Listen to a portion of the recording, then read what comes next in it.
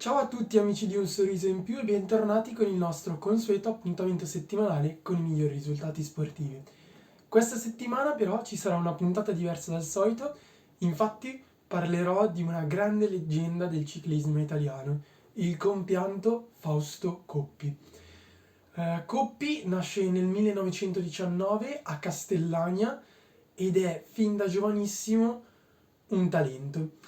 Inizia in realtà non andando molto bene a scuola, frequentando le elementari a fatica e iniziando a lavorare nei campi con suo padre. Successivamente diventa garzone di una macelleria e fa le consegne in bicicletta. È qui che scopre la passione e l'amore per la bici. Grazie a uno zio compra la sua prima bicicletta e inizia a frequentare le prime gare dilettantistiche. Poi, finalmente, a 20 anni, arriva la grande occasione e firma con i professionisti per la Legnano. Ed è proprio a 20 anni che si impone al Giro d'Italia. Un Giro d'Italia in cui lui inizia come gregario di un già campione all'epoca, Bartali, quello che diventerà il suo grande rivale. Coppi si ritrova in testa alla classifica del Giro d'Italia grazie a una fuga e a delle sfortune di Bartali. Pensate che il corridore toscano cade e perde più di 5 minuti a causa di un cane che gli attraversa la strada. Cose di ciclismo di un'altra epoca. Coppi, grazie a una serie incredibile di fughe lunghissime e solitarie da più di 100 km, come gli succede nella tappa sull'Abetone, riesce a guadagnare sempre più margine e si laurea così campione d'Italia al Giro nel 1940. La fortuna però non è dalla sua parte, dopo pochissimi giorni l'Italia entra in guerra. Anche Fausto Coppi deve fare la sua parte e viene richiamato e va in Algeria a combattere. La guerra di Fausto dura molto poco, infatti viene subito catturato dagli inglesi e chiuso in un campo di prigionia. Qui passa 2 anni della sua vita fino a quando gli alleati non sbarcano anche nel sud Italia e così lui può ritornare a casa. Si ritrova però con una carriera ciclistica completamente bloccata e soprattutto senza avere più una bicicletta. Grazie alla passione dei tifosi che già lo conoscevano, riesce a recuperare proprio una bici Legnano da un gentilissimo signore di Somma Vesuviana e così riparte la sua carriera. Una carriera costellata da tantissimi trionfi, infatti sono ben 5 Giri d'Italia conquistati, 2 Tour de France e soprattutto Fausto Coppi è stato il primo ciclista della storia a vincere Giro d'Italia e Tour de France nella stessa annata.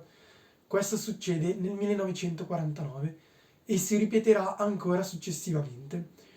Sono tantissime anche le vittorie nel ciclismo su pista, addirittura è stato vincente in 23 delle 24 gare di inseguimento individuale fatte su pista, più un paio di mondiali di inseguimento.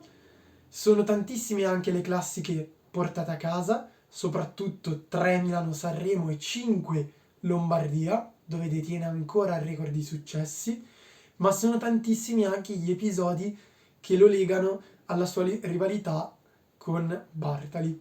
Uno dei più conosciuti è il misfatto di Valkenburg, in cui i due correvano un campionato del mondo con la maglia italiana, si studiarono tutto il tempo, si disinteressarono completamente della corsa, solo per inseguire l'uno l'altro nel momento in cui attaccavano e alla fine, dato che la gara ormai era compromessa per il ritardo che avevano subito, si ritirarono congiuntamente.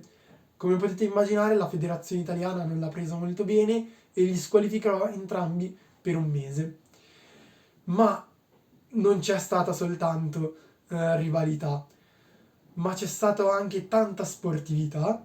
Uno degli episodi più famosi è il passaggio della borraccia, un episodio che ormai è entrato nella leggenda, nel quale non si è mai saputo chi è stato a passare la borraccia a chi, perché si stavano aiutando, ma l'importante è che sia successo.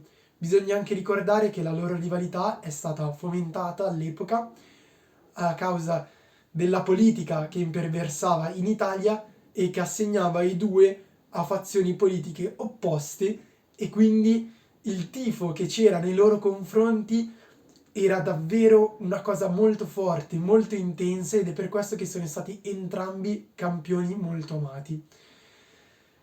Non c'è da dire molto altro su Fausto Coppi, se non che il suo soprannome è stato il Campionissimo, e una delle più celebri frasi che lo riguardano è stata quella di un commentatore della Milano-Sanremo. Infatti dovete sapere che Fausto Coppi attaccò sul Turchino e si fece più di 100 km in solitaria, arrivò a vincere, e alla radio dissero questa frase: Fausto Coppi primo classificato, in attesa del secondo mettiamo un po' di musica da ballo. Tanto era il distacco nei confronti del secondo che anche il conduttore si ritrovò talmente sorpreso che l'unica cosa che poté fare è mettere della musica di stacco prima che passasse quella mezz'oretta e che arrivasse il secondo rivale di Fausto Coppi. Fausto Coppi, che purtroppo ha avuto anche una fine piuttosto triste, infatti a seguito di una gara in Africa e di una battuta di caccia ha contratto la malaria, una malattia che non è stata riconosciuta dai medici italiani e che purtroppo l'ha visto morire nel 1960 a 40 anni, e lasciando un vuoto nella storia del ciclismo.